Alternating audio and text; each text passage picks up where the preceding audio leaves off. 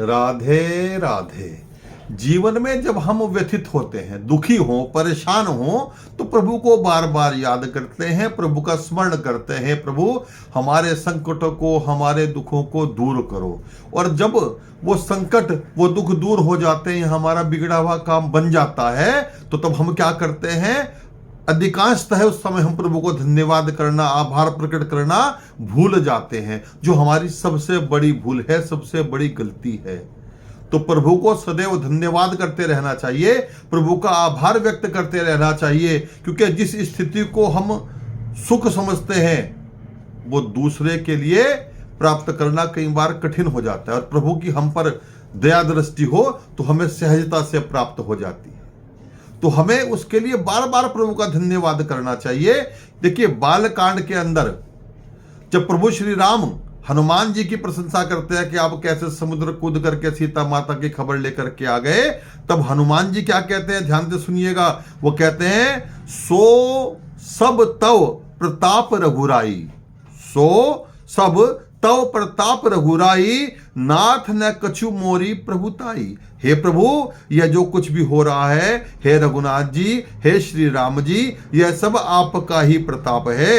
हे नाथ, इसमें मेरी कोई बड़ाई कुछ भी नहीं है। जब हनुमान जी, जो भगवान है स्वयं, वो भी प्रभु का, रघुनाथ जी का आभार प्रकट करते हैं, यानी कि जिसकी दया दृष्टि से हमारे कार्य हो रहे हैं, उसका आभार व्यक्त करना नितांत आवश्यक है। अब ये तो रही भगवान की बात, हमें प्रभु का आभार व्यक्त करना चाहिए। इसी प्रकार ये देह जिसमें जो सजीव है, ये किसने प्रदान किया? आप सब जानते हैं, माता पिता के आशीष से यह देह प्राप्त हुई है। तो माता पिता का भी सदैव आभार प्रकट करते रहना चाहिए, और वो आभार शब्दों में भले ही ना हो, वो आभार हमारा सेवा के रूप में होना चाहिए। सब जानते हैं डीएनए क्या होता है, सब जानते हैं मानव शरीर की रचना किस प्रकार जन्म होता है। तो उस माता पिता का आभार क्यों ना व्यक्त करे, जो साक्षात इस पृथ्वी पर हमारे भगवान हैं। तो माता पिता की यदि उपेक्षा करेंगे, माता पिता की सेवा नहीं करेंगे, तो याद रखिएगा आप इस बात को कि आप बहुत अधिक सुखदायी जीवन नहीं जी पाएंगे।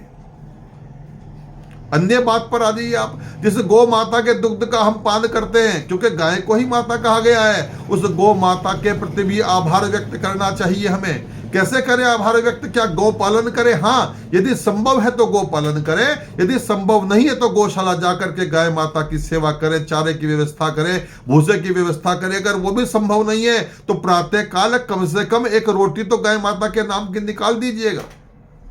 इतना तो हम लोग कर सकते हैं, बड़ी सरल सी बात है। प्रतिदिन नहीं दे पाए, आपको लग रहा है कि हम नहीं दे पा रहे हैं, हमारी रोजगार, हमारी नौकरी, इकट्ठा कर ले भैया, 2-3 दिन 4 दिन में दे दे, आपको समय लगे, पर करें जरूर। जिन्होंने आपके प्रति इतना कुछ करके दिया है, उनका आभार व्यक्त करें। और याद रखें, जब हम बड़ों का आभार व्यक्त करना आरंभ कर देंगे तो पारिवारिक कलह भी समाप्त होने लगेंगे। जब छोटा बड़े को धन्यवाद कहने लगेगा, उसका सम्मान करना लगेगा, उसका आभार व्यक्त करने लगेगा, तो बड़ा कैसे आपका बुरा सोच लेगा, आप सोच करके देखिएगा।